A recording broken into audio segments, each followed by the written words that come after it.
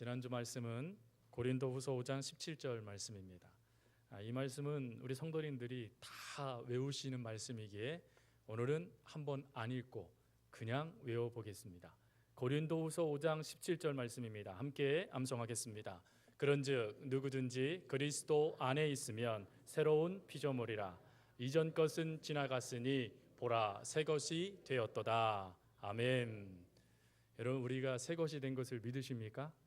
그리스도 예수 안에 있는 우리들은 새로운 피조물이 된 것을 믿고 늘 감사할 수 있는 우리 모두가 될 수 있기를 주님의 이름으로 축복합니다. 박정근 목사님이 쓰신 책 중에 복음의 자유를 누려라 라는 책이 있습니다. 이 책 내용에는 이런 이야기가 하나 실려져 있습니다. 오늘날 한국교회에는 심각한 위기에 처해져 있다. 그리고 한국교회는 심각한 문제에 노출되어져 있다라는 글의 내용입니다. 물론 이런 이야기를 들으면 이단의 역사들이 정말 너무나 크기 때문에 이단들로 인하여서 주어지는 문제인가 보다라고 생각하실 겁니다. 그런데 그렇지 않고 이 박정근 목사님께서 말씀하시는 교회의 심각한 문제는 이단이 아니라 율법주의의 문제다라는 것입니다. 여러분, 이 책에서 율법주의를 이렇게 설명하였습니다. 나의 어떠한 노력으로 하나님의 호의를 얻으려는 생각, 즉 우리의 노력을 통하여서 하나님의 복을 받겠다라는 생각이 교회 안에 너무나 심각하게 문제를 야기하고 있더라라는 것이죠. 여러분, 이런 생각은 교회 안에 그리고 또 우리들 안에도 나타납니다. 우리가 하나님의 은혜로 값없이 자녀가 되어지고 구원을 받게 되어지고 죄의 문제를 받게 되어졌으며 심지어 내가 무엇인가를 행하지 않았는데도 불구하고 하나님은 우리에게 은혜를 베푸시며 복을 더해 주시는 그 복의 근원이 되어지는 놀라운 은혜를 우리가 얻게 되어졌지요. 그런데 우리가 그런 은혜를 쉽게 간과해 버리고 어떻게 행하고 있냐면 무엇인가 나의 노력으로 또 성경에 나와 있는 말씀을 무엇인가 내가 성취하면 하나님이 나에게 큰 은혜를 허락하실 것이다. 그리고 내가 이 은혜를 놓치지 않으려면 내가 힘써서 내 공로를 나타내야 된다라는 생각이 우리 가운데 밀고 들어와 버렸다라는 것이죠. 여러분, 어떠십니까? 예수님께서는 모든 빚을 다 갚아주셨습니다. 근데 문제는 이 율법주의는 어떤 것이냐면 그 은혜를 도로 하나님께 드려야 되지 않나라는 생각을 갖는 것이 바로 이 율법주의라는 것이죠. 여러분, 만약에 우리가 이런 율법주의 가운데 우리가 율법적인 행위, 무엇인가의 노력, 무엇인가의 대가로 하나님의 복을 받는다라는 생각을 우리가 갖기 시작한다면 우리가 갖고 있는 은혜는 은혜가 아닌 위선이 될 수 있다라는 것이죠. 여러분, 이런 위선에 열심을 빠졌던 제리 브리스 목사님은 이런 말을 했습니다. 우리가 기껏 하나님의 은혜로 구원을 받고 자기의 행위의 땀을 흘리고 있다라는 말이죠. 그러니까 하나님을 통하여서 일방적으로 우리가 은혜를 받았음에도 불구하고 무엇인가 내 노력으로 하나님의 은혜를 받았다라고 착각하고 있는 모습을 고발하고 있는 것이죠. 또한 한 목사님, 캠블러라는 목사님은 이런 말을 했습니다. 나는 하나님께 합격점을 받으려고 노력하였다. 사랑하는 성도 여러분, 합격점을 받을 수 있는 성도님들이 계실까요? 오늘 이 자리에서 합격점, 커트라인이 목사님 그럼 몇 점입니까? 라고 묻는다라면 하나님의 커트라인은 100점입니다. 그럼 여러분, 100점짜리 인생이 우리 가운데 있을까요? 이 목사님 이런 말을 합니다. 나는 합격점을 받은 인생이 되려고 오랜 세월 동안 종교적 재주를 부렸다. 그러나 결과적으로 나에게 남은 것은 출혈성 궤양과 부부간의 불화와 우울증만 남았다라고 이야기합니다. 여러분, 우리의 인생 가운데 우리의 노력으로 내가 무엇인가 하나님의 놀라운 은혜를 받을 수 있다라고 생각한다면 그것은 복음이 아닙니다. 안타깝게도 우리의 노력으로 어떠한 은혜도 받을 수 없고 우리의 노력으로 죄의 문제 하나조차도 해결할 수 없습니다. 그래서 우리 찬송가, 우리 찬양대원들이 불렀던 찬송가의 가사처럼 주여 우리의 죄를 용서해 주십시오라고 하나님께 아뢰 수밖에 없는 연약함이 바로 우리에게 있는 연약함이죠. 그럼에도 불구하고 여러분, 교회 안에 은혜가 많습니까? 율법적인 모습이 많습니까? 은혜가 많습니까? 아니면 행위적인 기대치가 더 많습니까? 예전에요, 제가 교육전사를 처음 했던 교회가 청주에 있는 한 교회입니다. 그 교회에서 교육전사를 처음 하는데 제가 그때 청년들하고 참 많이 친했습니다. 근데 이 청년들 중에 한 청년이 저녁 때였은 것 같아요. 저녁 때쯤 이제 금요철야를 앞두고 그 자리에 잠깐 제가 무엇인가를 준비하고 있는 때였는데 이 청년을 우연치 않게 화장실에서 만나게 됐습니다. 근데 이 청년의 얼굴이 뻘겋고 눈이 충혈되어져 있고 그리고 이상한 냄새가 나는 겁니다. 무슨 상태인지 아시겠죠? 술 취해져 있는 상태였습니다. 근데 이 청년이 저에게 이렇게 말하는 겁니다. 전도사님, 저도 하나님 사랑 받을 수 있어요? 라고 묻는 겁니다. 근데 그 모습을 가만히 보고 있다가 제 입에서 나온 말이 무엇이었냐면 하나님의 사랑을 받지 못할 사람은 없어요. 그러니 걱정하지 말고 하나님 열심히 믿읍시다 라고 그 청년을 권면해 줬던 적이 있습니다. 근데 여러분, 만약에 이 자리에 술에 취해져 있고 또 담배 냄새 풀풀 풍겨져 있고 세상에서 손가락질 받는 사람이 이 예배 자리에 나와 앉아 있다라면 여러분 어떠시겠습니까? 그들을 향하여 하나님의 은혜가 참 놀랍습니다, 하나님 저 영혼도 하나님을 드디어 믿고 하나님 품으로 왔군요 라고 감사하시겠습니까? 아니면 아니 어떻게 저런 죄인이 이곳에 있을 수 있어, 예수 믿는다면서 어떻게 저럴 수 있어 라고 하면서 말하지 않겠습니까? 예수님은 분명 우리에게 수고하고 무거운 짐진 자들아 다 내게로 오라 라고 말씀하시면서 어느 누구도 하나님 품으로 오지 못할 사람이 없다라고 말씀하시는 은혜의 넓은 가슴을 열어주셨는데 정작 우리는 그 은혜의 가슴을 닫아버리고 심지어 아주 좁은 문을 가지고 그 잣대를 대면서 이런 기준의 사람만 우리 교회 다닐 수 있어 라고 하고 있지는 아니한가? 만약에 우리가 그런 기준 가운데 그대로 노출되어진다면 더 이상 은혜는 은혜의 역사를 발휘하지 못할 겁니다. 그렇게 되면 점점점 우리는 경직된 종교 생활을 할 수밖에 없는 것이죠.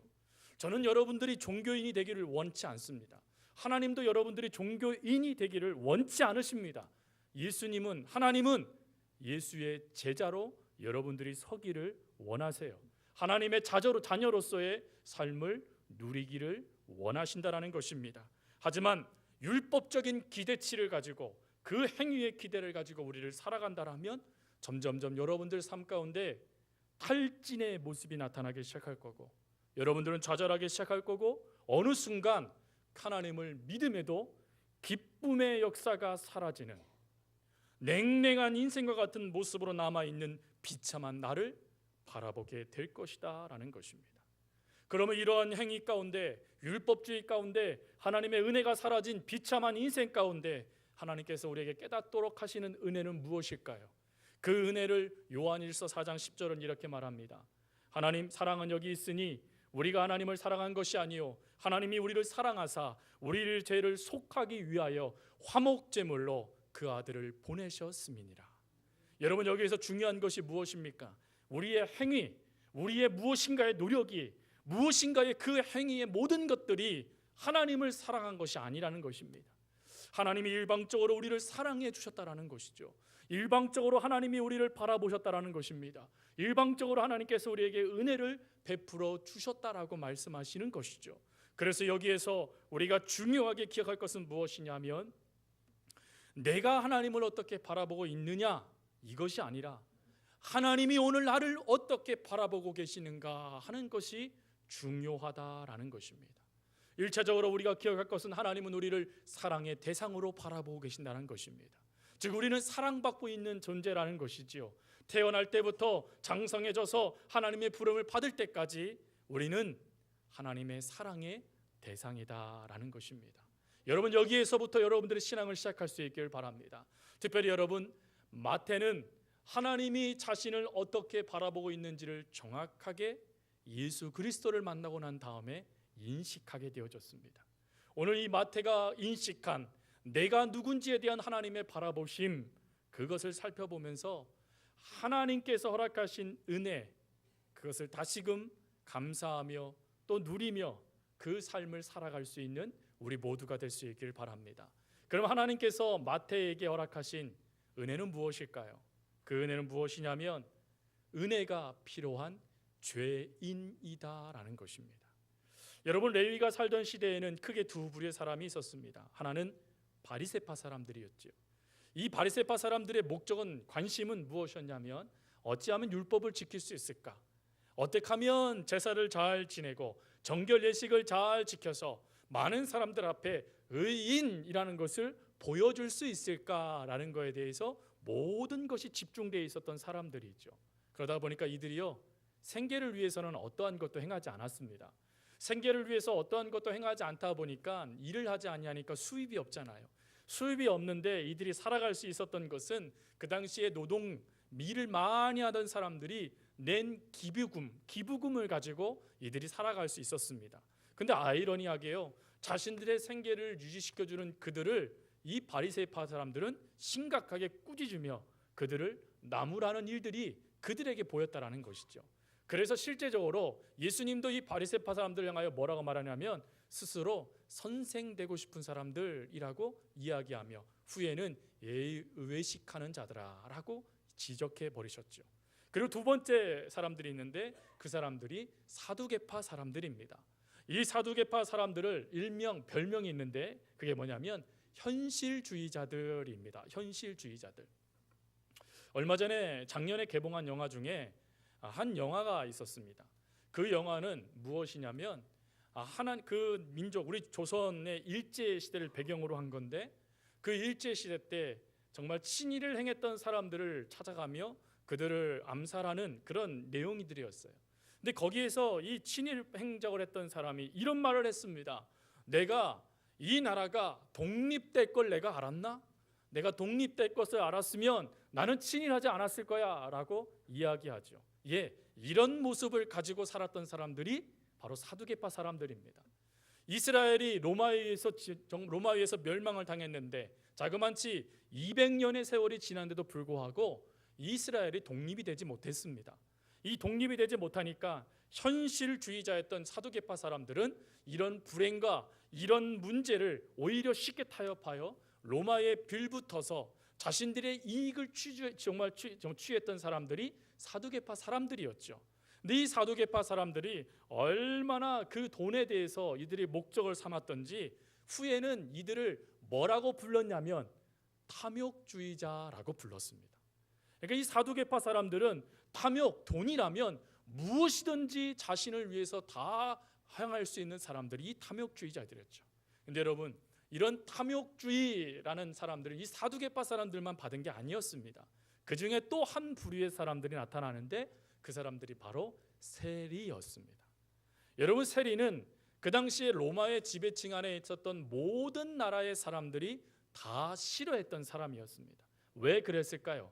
그 이유는 자신이 거둬야 될 몫에 더 많은 것을 거둬들이는 것, 즉 더 많은 세금을 거둬들여서 자신의 치부를 취하는데 혈안이 되어 있던 사람들이 바로 세리들이었기 때문이죠. 그런데 여러분, 유대 민족 이스라엘 백성들에게서 그 회계 조작을 해서 세금 좀 더 걷는 것은 그렇게 큰 문제가 아니었습니다. 오히려 유대인들이 이 세리인들을 싫어하고 그들을 향하여 비난했던 이유는 그 전에 세리가 되는 과정에서 나타납니다. 그 당시에 이 세리가 되려고 그러면 그 로마인들이 너 세리해라 라고 하는 것이 아니라 돈을 주고 그 세리, 그 직분을 사야만 했습니다. 근데 이 돈을 낳는 직분이다 보니까 이 직분이 아주 비쌌어요. 그 쉽게 일반 사람들은 사지도 못하는, 갖지도 못하는 직업이 세리였습니다. 근데 이 세리를 사기 위해서는 그 당시에 어떻게 했냐면 자신이 갖고 있었던 전답, 이거를 판다던가 아니면 이것을 통하여서 대출을 받아서 그 세간의 세리의 직업을 사는 시대였습니다. 근데 문제는 바로 여기에 있죠. 하나님께서 허락하신 땅, 가나안 땅, 언약의 땅, 그 땅을 하나님은 함부로 팔지도 말고 매매하지도 말고 그거로 담보로 삼지도 말라라고 명령했습니다. 왜 그렇습니까? 그것은 하나님의 것이기 때문에 그렇습니다. 하나님의 것이기에 함부로 팔 수도 없고 함부로 살 수도 없는 게 땅의 개념입니다. 그런데 세리인들이 그 땅을 팔아버리는 거예요. 자신의 직업을 쌓기 위해서 팔아버림을 통하여 많은 유대인들은 그들을 뭐라고 벌었냐면 동포의 유산을 파는 것뿐만 아니라 하나님을 배신한 벌레들이라고 여겼다라는 것이죠. 즉 종교적인 것을 가지고 그들을 비난했다라는 것입니다. 하나님을 배교한 이단 아들, 그게 바로 세리였습니다. 근데 여러분, 이 세리 중에 특별히 오늘 성경의 말씀 마태는 원래 이름이 또 레위라는 이름이었죠. 레위는 여러분 잘 알고 있듯이 이스라엘 백성들이 출애굽하여져서 하나님의 은혜 가운데 광야 생활을 하다가 우상 숭배하지 않고 유일하게 하나님을 섬겼던 지파가 레위 지파였죠. 그래서 하나님은 이 레위 지파에게 평생토록 하나님을 섬길 수 있는 은혜를 허락해 주셨습니다. 근데 그 거룩한 이름을 이 마태 레위가 더럽히고 있으니 여러분이 얼마나 이 벌레 취급받은 것이 당연한 것 아니겠습니까? 그는 늘 죄인이라는 꼬리표를 달고 살았습니다. 근데 이런 반역자요, 배신자요, 도덕적 실패자요, 죄인인 마태에게 놀라운 은혜가 허락되어집니다. 그 은혜가 바로 예수님이 마태를 부르시는 거였습니다. 나를 따라오너라. 심지어 부르신 것뿐만 아니라 그 집에 찾아가세요. 그리고는 그 집에서 레위와 세리들과 그리고 죄인들 그리고 많은 무리들과 함께 어깨를 마주치며 예수님이 식사까지 할 정도였습니다. 여러분, 이럴 때 바리새인들이 도대체 예수님이 이런 행동을 하시는 게 이해가 되지 않았지요. 그래서 너희 선생님은 왜 저 죄인들과 먹고 마시느냐라고 말했을 때 예수님은 이런 말씀을 하십니다. 나는 죄인을 부르러 왔노라. 여러분, 여기에서 중요한 게 무엇인지 아십니까? 예수님은 마태의 레위를 죄인이라고 분명하게 말씀하고 계신다는 것입니다. 그 당시에 많은 사람들이 가장 듣기 싫었던 것, 아니 어떻게 예수님조차도 나에게 이렇게 말씀하실 수 있으세요? 라고 말할 수 있는 죄인이라는 이 말씀을 예수님은 아무런 문제 없이 내뱉고 계신다는 것이죠. 여러분, 여기에 은혜가 있습니다. 그런 죄인, 사람들에게 손가락질 받고 사람들에게 배신자라 말 받고 사람들에게 너 같은 게 무슨 우리의 민족의 사람이냐라고 말하는 그 죄인을 우리 주님은 부르신 것뿐만 아니라 그 죄인을 우리 주님은 함께 하셨고 그리고 나는 이들을 위해서 왔어 라고 하며 그들에게 사랑의 놀라운 은혜를 베풀어 주신 이 놀라운 사건, 여러분, 이 사건에 레위와 그 안에 있었던 수많은 죄인들이 어떠한 항변도 하지 않은 걸 아십니까? 다 그들의 이 말씀을 통하여 깨달아진 것이 무엇이냐면 하나님 그렇습니다, 내가 바로 죄인입니다 라는 고백이 이들 가운데 가득했다라는 것입니다. 사랑하는 성도 여러분, 우리가 바로 이런 죄인 아니겠습니까? 성경은 사도 바울의 고발로 통하여서 우리들에게 이렇게 고발해 옵니다. 모든 사람이 죄를 졌다. 근데 거기서 끝나지 않고 그 철저한 죄 가운데 모두가 다 구원받지 못하고 멸망받을 수밖에 없는 존재들이다라고 우리를 고발해 옵니다. 여러분, 우리는 죄인이에요. 그런 죄인인 우리들이 하나님의 은혜를 받을 수 있는 유일한 길은 베드로가 고백했던 것처럼 주여 나를 떠나소서 나는 죄인이로소이다 라고 말하는, 내가 죄인이라는 것을 깨닫는 그 시점부터 은혜가 은혜로 역사되어진다라는 것입니다. 여러분, 일본에는 우리보다 100년 전에 이미 선교사가 왔고 그리고 100년 전부터 선교가 이루어졌습니다. 그래서 일본 국토의 반이 하나님을 믿었죠. 그런데 지금은 어떻습니까? 지금은 일본 국토의 1%만 예수를 믿고 있습니다. 어떻게 하다가 이 민족이 이렇게 무너지는 민족이 되었을까요? 물론 심각한 핍박이 이들에게 임한 것 맞습니다. 그런데 이것을 가지고도 설명이 되지 않는 거예요. 그래서 연구하기 시작했는데 그 연구 중에 하나가 무엇이냐면 이들 속에 흐르고 있는 하나의 정신 때문이라는 것입니다. 여러분, 일본인들 가운데 흐르고 있는 정신 중에 대표적인 정신이 있습니다. 그게 무엇인지 아십니까? 그게 사무라이 정신입니다. 여러분, 사무라이 정신의 핵심은 무엇입니까? 책임을, 죄를 인정하지 않는 것입니다. 내 잘못이 아는 겁니다. 나는 열심히 싸운 겁니다. 그렇기 때문에 나는 어떠한 책임도 받을 이유가 없다. 이게 사무라이 정신입니다. 이 사무라이 정신이 일본인들 가운데 깊숙하게 내재하다 보니까 죄인이라는 것을 깨달아줘야, 하나님 내가 죄인이 맞습니다 라는 것이 고백되어져야 그 죄를 해결해 주시는 예수를 만날 수 있을 텐데 그 죄를 깨닫지 못하니 예수를 믿을 수도 없고 예수를 믿지 못하니 은혜를 받을 수도 없는 민족이 되었다라는 것입니다. 여러분, 우리가 하나님의 자녀가 된 것이 바로 여기에 있지 않습니까? 내가 죄인이라는 것이 깨달아졌을 때 눈물이 하염없이 흐르고 가슴을 치며 하나님, 나 같은 자를 위해서 주님이 죽으셨네요 라고 그것이 깨달아질 때 은혜가 더해지는 놀라운 역사를 우리가 경험했지 않습니까? 그래서 사도 바울이 이런 말을 했지요. 죄가 많은 곳에는 은혜가 더욱 넘치느니라. 여러분, 그것을 우리가 경험한 자들 아니겠습니까? 마태 세리는 바로 그것을 우리에게 말해주는 거예요. 우리는 하나님의 은혜가 필요한 죄인이다 라고 말이죠. 그리고 두 번째로 이 마태가 깨달은 은혜가 있습니다. 그것이 무엇이냐면 죄인이라는 이 개념은 영적인 개념일 수도 있습니다.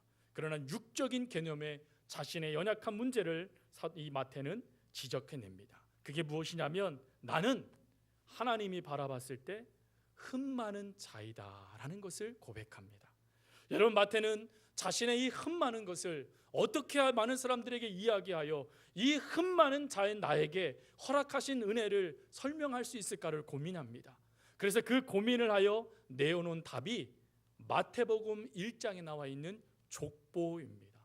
여러분, 마태복음 1장의 족보에 보면 일반 우리들이 쓰고 있는 족보와 전혀 다른 모습이 나오죠. 보통 족보에는 가장 잘한 사람들, 위대한 사람들의 이름이 빼곡하게 적어놓으며 그들이 무엇을 했는지를 증거하지 않습니까? 근데 마태는 그렇지 않습니다. 마태는 불필요하고 마태는 심지어 어떻게 이런 것을 넣어놓을 수 있지? 라고 말하는 것들을 그대로 가감없이 거기에 적어놔요. 특별히 4명의 여인을 언급해 놓습니다. 특별히 이 4명의 여인을 살펴보면 기가 막힙니다. 여러분, 마태복음의 1장에 나와 있는 이 족보는 예수님의 계보라는 족보입니다. 메시아가 이 땅에 어떻게 탄생하셨는지를 정확하게 설명해 놓은 족보가 바로 마태복음 1장입니다. 그런데 이 1장에 얼마나 많은 흠 많은 사람들이 있었는지 몰라요. 특별히 다말은 어떻습니까? 다말은 그 시아버지 유다와 잘못된 관계를 통하여서 아들을 2명이나 낳았던 여인이 바로 유다였습니다. 그것뿐입니까? 라합은 어떻습니까? 라합의 직업은 창녀, 직업 여성이었습니다. 여러분이 그 직업을 갖고 있었던 여성, 흠 많다, 사람들에게 손가락질 당하고 심지어 그 당시 율법으로는 돌에 맞아 죽어도 합당한 그 여인이 예수님의 족보에 올려져 있습니다. 그리고 그 다음에 룻은 어떻습니까? 물론 룻의 일대기를 보면요, 얼마나 아름다운지 몰라요. 시어머니를 열심으로 공경해주고 효를 다해주고 그 말이라면 최선을 다해 지키고 후에는 하나님만을 섬기는 여인이 되었으니 말이죠. 그런데 그 여인은 이방 여인이었습니다. 그것도 하나님의 성회에 들지 못하는 모함 여인이었습니다. 여기서 끝나지 않지요. 여러분, 이스라엘의 최고의 지도자, 이스라엘의 최고의 위대한 왕, 조상, 그러면 누굴 뽑습니까? 다윗을 뽑지요. 그런데 마태는 다윗의 치부도 들추어냅니다. 마태는 다윗의 아내였던 사람을 이렇게 설명해요. 우리아의 아내라고 말이죠. 즉 남의 여인을 데려다가 내 아내 삼았던 다윗의 죄도 고발하고 그리고 자기 남편 버리고 왕을 따라간 여인의 모습도 고발하고 있다라는 것입니다. 왜 족보에 이와 같은 것들을 다 적어놨을까요? 왜 마태는 이런 모습들을 다 적어놔서 마치 예수님의 족보 가운데 거짓말쟁이, 살인자, 노예상인, 이방인, 더러운 사람들의 모습들을 그대로 적어놓고 있느냐 하는 것입니다. 바로 이게 은혜라는 것이에요. 여러분, 우리가 하나님 앞에 이런 흠 많은 사람들 아닙니까? 하나님을 온전히 섬긴다고 하고 심지어 2017년도가 시작되면 하나님, 내가 많은 사람보다 기도하겠습니다, 내가 하나님 말씀 붙잡겠습니다, 내가 하나님을 위해 살겠습니다 라고 말하면서도 정작 매 순간순간 삶에 내 눈에 좋은 대로, 내 귀에 들리는 좋은 대로, 내 마음이 원하는 대로 움직였던 연약함들, 그리고 세상 사람들의 손가락질 받는 그 모습들 내 안에 그대로 남아있고 심지어 예수를 믿음에서 불구하고 육신적인 더러운 것들을 포기하지만은 못하는 흠 많은 인생이 바로 우리 아닙니까?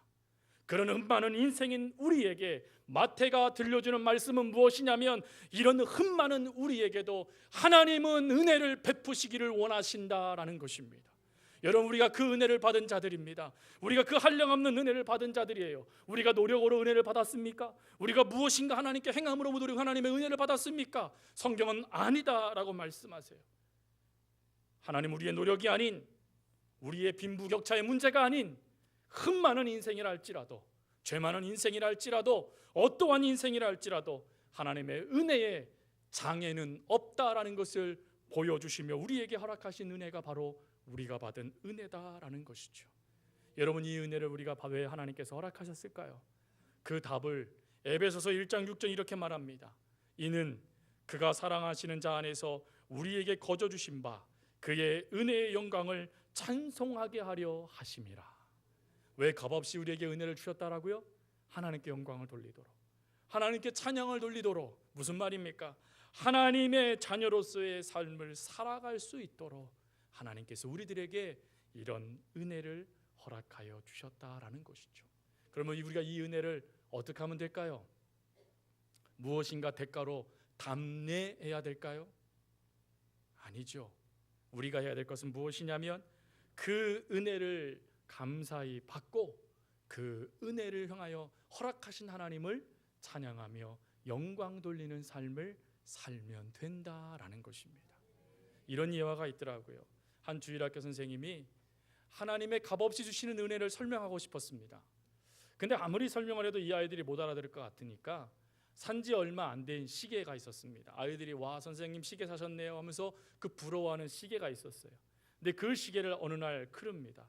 그리고는 아이들에게 이렇게 말합니다. 내가 이걸 너희들에게 선물로 줄 거야.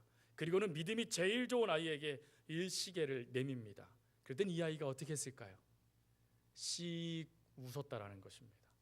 여러분, 씩 웃었다는 것은 무슨 말입니까? 안 믿었다는 거예요. 에이, 우리 선생님 농담하시네 하고 생각했다는 거예요. 그 선생님이 의아해하면서 두 번째 아이에게 시계를 주었습니다. 근데 이 아이는 시계가 너무 갖고 싶었어요. 근데 첫째 아이가 안 받았는데 내가 이거 받았다가는 애들이 날 놀릴 것 같고, 그래서 이 아이가 선택한 것도 씩 웃는 거였다라는 것이죠. 이 아이도 받지 않았습니다. 그래서 그 다음 아이에게 이 시계를 내밉니다. 그랬더니 이 아이도 씩 웃고 말았다라는 것이죠.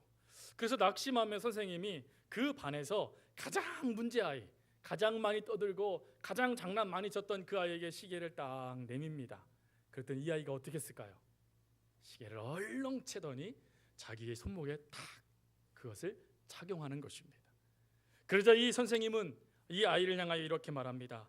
사랑하는 친구야, 네가 나를 믿어줬구나. 이것은 내가 너에게 주는 선물이란다. 여러분, 하나님의 은혜를 우리가요 의심하고 제대로 받아 누리지 못하고 그 은혜를 은혜답게 받지 못하는 연약함, 씩 웃으면서 농담이죠 하나님 이라고 말하는 연약함들이 우리 가운데 있어요.